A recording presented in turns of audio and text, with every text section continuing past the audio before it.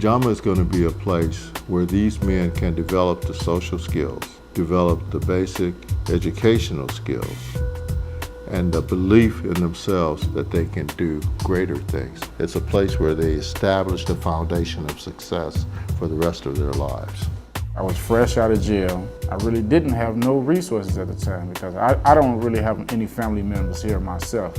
Anytime an opportunity presented itself about me making some money, whether it was drugs or stole the few times, my whole thing before I got into empowerment was really trying to find me a job. What we're looking at is working with the niche demographic, 17 to 28-year-olds. These guys are often called the lost generation. I was affiliated with the Crips for a number of years, so it was whatever they needed me to do at that time, that's what I would do. I did more like the selling drugs and the more of like extortion type things. I got so deep that it was no turning back, I thought, because that's just what I had become accustomed to.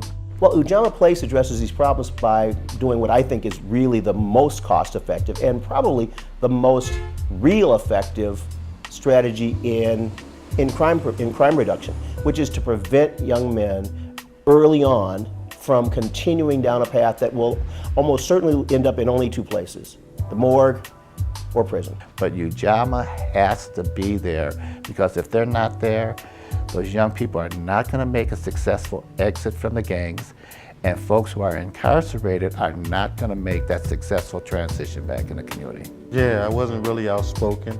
I wasn't really focused. And my appearance wasn't of a man, it was just a guy just wandering around. The key to Ujamaa Place is its ability to reach a group of people that want to reach and have a hard time reaching, and that's young African American males. We approach problems in a different way. You can't lock everybody up and arrest your problem away. Because now we're going to incarcerate the suspect for 15, 20, 25 years, depending on what their track record is. A young person, a juvenile gang member that does this, we're talking in excess of $50,000 a year to incarcerate. Well, it's a vicious cycle. When we lose one of that youth that commits crime, they go away to jail. Their mom's left without a son. A lot of children are left without a dad. The family structure breaks down. Roy Barker was my coach. He was a great influence on me because he never gave up on me. Because it was a lot of times that I was like, you know what? I don't want to deal with this no more. I'm getting tired. And that's when he would really push me harder to do better. You say, so what is empowerment at Ujamaa? Empowerment is simply developing the belief in the men that they can do things for themselves. It's not something that they didn't know. It's something that needs to be reawakened. Like every time we had he presented something new to the class, I wouldn't just do it in the class. I'd take it home, like to my fiance and my kids, and then we'll sit down and discuss it and go over it, and then I'll find out from my family, you know, what makes them feel empowered. It just brought a whole new structure to my life. We also know that without a basic education, these men really don't have an opportunity to move forward. At Ujamaa, they can expect to get that basic education. They can get that GED. Mr. Barker, I mean, he's been like a father figure to me. He was there with me, college applications, job applications, resume writing, no matter what.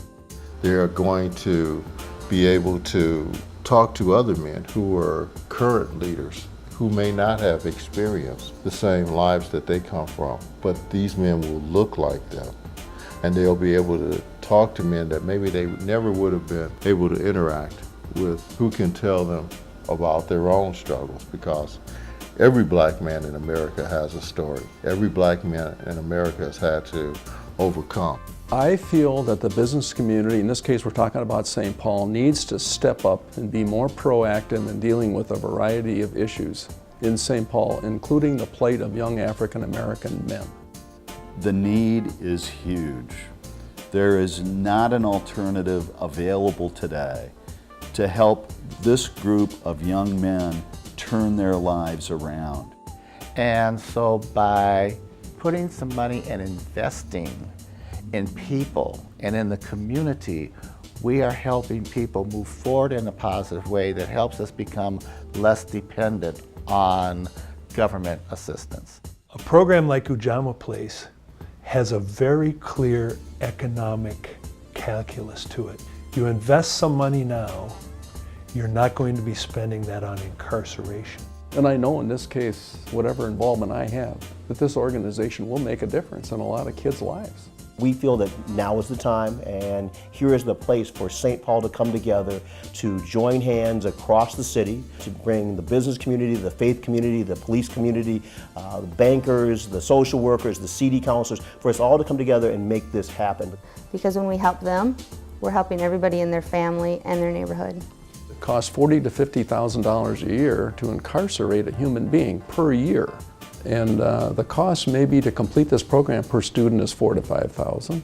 So when you look at a return on investment, both from a financial perspective as well as meeting a tremendous social need, I can't think of a better one.